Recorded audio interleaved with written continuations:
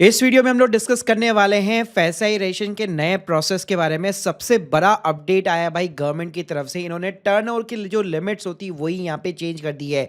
तो क्या भाई मेजर चेंजेस आया है, क्या क्या डॉक्यूमेंट्स लगने वाले हैं, क्या कॉम्प्लिकेटेड हो चुका है या फिर सिंपल हो चुका है, स्टेप बाय स्टेप बताऊंगा कि अगर आप नया फैसाई लाइसेंस या फूड लाइसेंस बनवाना भी चाहते हैं, रजिस्ट्रेशन करवाना चाहते हैं, तो कैसे आपको इनिशिएट करना है, सारी जानकारी दूंगा स्टेप बाय स्टेप। तो प्लीज पूरा वीडियो यहाँ पे जरूर देखिएगा। और भाई स्टार्ट करने से पहले बताना चाहूंगा, एक्सपर्ट के थ्रू फूड का लाइसेंस अप्लाई करना चाहते हैं बहुत ही अफोर्डेबल कॉस्ट के ऊपर, link in the description box and you can trust over 1700 plus review. पहले बात कर लेते भाई मेजर चेंजेस यहाँ पे गवर्नमेंट की तरफ से यहाँ पे क्या आया है। जी हाँ, तो यहाँ पे आप देख सकते हैं स्क्रीन के सामने 13 मार्च को यहाँ पे गवर्नमेंट ने ये ऑर्डर बेसिकली इशू किया है।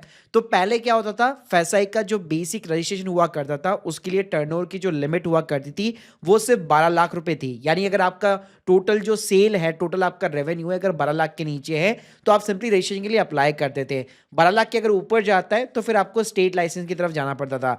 लेकिन यहाँ पे अब मेजर चेंजेस आ गया है कि गवर्नमेंट ने 12 लाख की लिमिट को इंक्रीज करके 1.5 करोड़ रुपए दे दिया। तो मैसिव जंप है। यानी गवर्नमेंट मान रहा है कि भाई 1.5 करोड़ के नीचे जितने भी जो फूड ऑपरेटर्स है, जो food kind of the business है, जिनको फैसाई लाइसेंस की रिक्वायरमेंट होती है, वो सिंपली अपना बेसिक रजिस्ट्रेशन लीजिए और अपना धंधा शुरू कर लीजिए। तो दिस इज द भाई मेजर चेंजेस कि अब आपको जो मीडियम टाइप वाले बिजनेस है उनको स्टेट लाइसेंस की रिक्वायरमेंट नहीं है, वो अपना बेसिक से शुरू कर सकते हैं। और स्टेट में भी भाई पहले जो लिमिट हुआ करती थी, बेसिकली यहाँ पे पहले 20 करोड़ की जो है लिमिट थी उसको भी इंक्रीज करके 50 करोड़ कर दिया गया है। और सेंट्रल की जो लिमिट है उसको भी 50 करोड़ प्लस कर दिया गया है। यानी अगर आप ओल्ड लिमिट से कंपेयर करो तो बेसिक के अंदर 12 से हो गई 1.5 करोड़, स्टेट के अंदर पहले 12 से 20 करोड़ था, वो हो गया आपका 1.5 करोड़ से लेकर 50 करोड़। और सेंट्रल के अंदर पहले 20 करोड़ प्लस था, अब वो हो गया 50 करोड़ प्लस।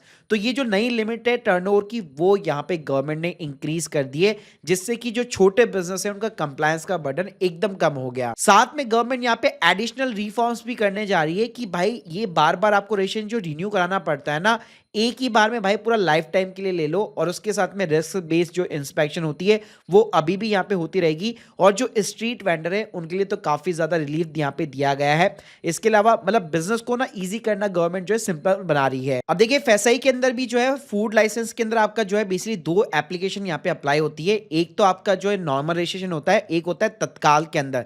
अब तत्काल के अंदर कुछ केवल पर्टिकुलर कैटेगरी से वही एलिजिबल है और जो प्रोप्राइटर है वही एलिजिबल है।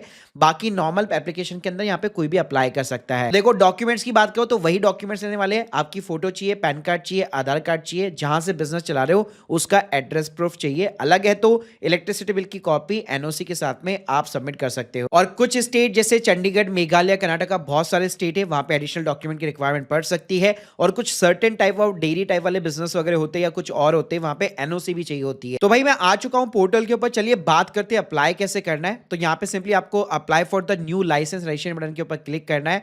अब यहाँ पे आप देख सकते हैं एलिजिबल केओपी लिस्ट पूरी की पूरी आपको बता देगा कौन कौन इसके लिए एलिजिबल है। और मैंने बताया था ये जो तत्काल की लिस्ट है उसमें अगर आप फॉल करते तभी अप्लाई करना, वरना नॉर्मल तरीके से आप अप्लाई कर सकते हो, कोई दिक्कत नहीं। उसके बाद में देखेंगे यहाँ पे आपको 2 टाइप्स दिखेगी, तत्काल का दिखेगा, general railway station, airport and sea port का दिखेगा। सिंपली आप जनरल कैटेगरी में अप्लाई कीजिए। इसके बाद यार ऊपर ना अपना स्टेट जो भी आपका वो सेलेक्ट कर लीजिए। सेलेक्ट करने के बाद में क्या होगा, यहाँ पे ना मल्टीपल सिलेक्शन देखने को मिलेगा, मैन्युफैक्चरिंग का, ट्रेडर का, रिटेल का, food services, central government agency, head office, और सभी के अंदर अपनी अपनी एक अलग कैटेगरी बनी हुई है। जैसे मान लो अगर मैं मैन्युफैक्चरिंग के अंदर गया तो यहाँ पे आप देख सकते हो मीट प्रोसेसिंग यूनिट हो गया, जनरल मैन्युफैक्चरिंग का कॉलम दिया हुआ है। और यहाँ पे भी ना ये टर्नओवर के बेसिस के ऊपर है। तो जैसे पहले लिमिट 12 लाख रुपए की थी बेसिकली रजिस्ट्रेशन के लिए, यहाँ पे भी आप देख सकते हो अभी भी 12 लाख रुपए, क्योंकि मैंने जो आपको रूल्स बताया वो 1 अप्रैल से एप्लीकेबल हो जाएंगे। 1 अप्रैल से यहाँ पे चेंजेस देखने को मिल जाएगा। तो आप सिंपली अगर 1.5 करोड़ के नीचे अगर आपका बिजनेस है तो आप यहाँ पे सिंपली रजिस्ट्रेशन के लिए एलिजिबल हो मैन्युफैक्चरिंग यूनिट के अंदर। इसी तरह मान लो अगर आप ट्रेडर हो, रिटेलर हो, तो यहाँ पे आप देख सकते हो डिस्ट्रीब्यूटर, होलसेलर, काफी सारे यहाँ पे बेसिकली ऑप्शन दिए गए। और यहाँ पे भी देख सकते हो आप वही सेंट्रल का, स्टेट का और रजिस्ट्रेशन का कॉलम दिया गया होगा टर्नओवर के बेसिस पे। और ये लिमिट अब बढ़ जाएगी तो उसके अकॉर्डिंग आप अप्लाई कर सकते हो। तो जैसे यार आप जो भी कैटेगरी सेलेक्ट करके प्रोसीड करोगे ये बता देगा कि हाँ भाई आप रजिस्ट्रेशन के लिए एलिजिबल हो। बस उसके बाद में इस टाइप की एप्लीकेशन आपकी खुल जाती है। आपको simply name of the applicant या कंपनी का नाम डालना है। प्रोप्राइटर हो तो आप अपना इंडिविजुअल नाम भी डाल सकते हो, या फिर इसके अलावा जो भी आपने ब्रांड नेम सोचा हुआ है वो भी आप डाल सकते हो। बाकी डेजिग्नेशन में नीचे देखने को मिल जाएगा कि इंडिविजुअल हो, मतलब पर्सनल नाम पे अगर आप बिजनेस को शुरू कर रहे हो तो इंडिविजुअल रखिएगा, किसी ब्रांड के नाम पे शुरू कर कर रहे हो तो आप प्रोप्राइटर सेलेक्ट कर सकते हो।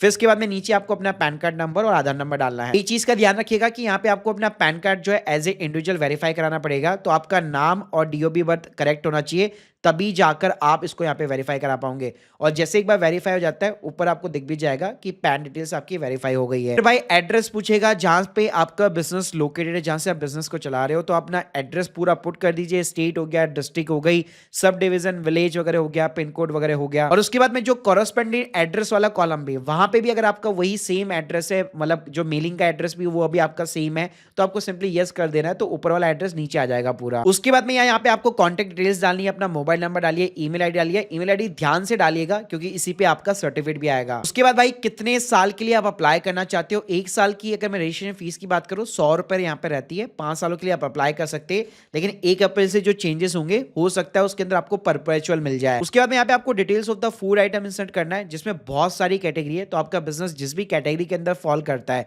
जैसे अगर आप बेकरी चलाते हो तो कन्फेक्शनरी वगैरह हो गया, बेकरी प्रोडक्ट्स वगैरह हो गया, तो इस टाइप की चीजें आप ऐड कर सकते हो, मल्टीपल ऐड कर सकते हो। नीचे जो एफएसएम वगैरह वो कुछ भी आपको डालने की जरूरत नहीं है। कब से बिजनेस को शुरू कर रहे हो, नीचे एक डेट पूछेगा, वो आप डाल दीजिए। उसके बाद में वाटर सप्लाई क्या है, प्राइवेट है, पब्लिक है, वो आपको इंसर्ट करना है। और अलग अगर इलेक्ट्रिक पावर यूज आता है मैन्युफैक्चरिंग यूनिट्स फूड आइटम को बनाने के अंदर, मैन्युफैक्चरिंग करने के अंदर, तो आपको यस के अंदर यहाँ पे जवाब देना है। और कितना लोड आपका सैंक्शन हो रखा है वो आपको बताना है। फिर उसके बाद में भाई प्रेमाइस की जो लोकेशन है वो एक बार गूगल मैप के अंदर इस तरह से मैप दिख जाएगा, तो पिन करके सेट कर देना। उसके बाद में भाई एक ओटीपी जाएगा आधार लिंक नंबर के ऊपर, उसको डाल के आप वेरीफाई करा दीजिए। उसके बाद में भाई यहाँ पे ना आपकी लॉगिन डिटेल्स बन जाती है, तो लॉगिन आईडी नोट डाउन जरूर कर लेना, क्योंकि उसी के बेस पे आप वापस जो है लॉगिन कर पाओगे कभी भी। और यहाँ पे आपकी प्राइमरी कॉन्टैक्ट डिटेल्स और सेकेंडरी कॉन्टैक्ट डिटेल्स में ईमेल आईडी और मोबाइल नंबर आप किसी का भी डाल सकते हो, प्राइमरी आपका खुद का हो गया। फिर उसके बाद में भाई यहाँ पे ना डॉक्यूमेंट्स अपलोड कराने के लिए बोलेगा। मेजर जो डॉक्यूमेंट है वो आपका पासपोर्ट साइज फोटोग्राफ हो गया, और उसके अलावा आपका आधार कार्ड हो गया।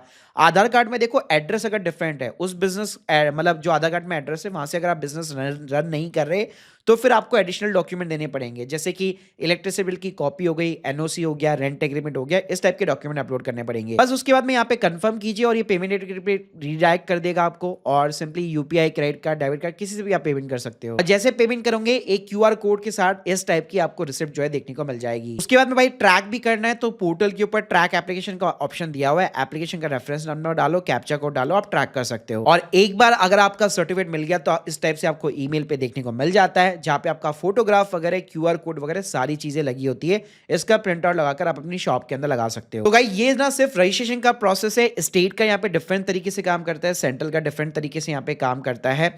बाकी गाइस अगर आप लोग एक्सपर्ट की सर्विस लेना चाहते हैं, link in the description box. और दिस इज द भाई मेजर रिलीफ स्मॉल बिजनेस के लिए, कि जहाँ पे गवर्नमेंट ने टर्नओवर की लिमिट्स यहाँ पे बढ़ा दी है। आप लोग की क्या राय है इस बारे में कमेंट बॉक्स के अंदर जरूर बताइएगा, और आप लोग के जो भी डाउट्स है वो भी जरूर बताइएगा। Thank you guys, thank you very much.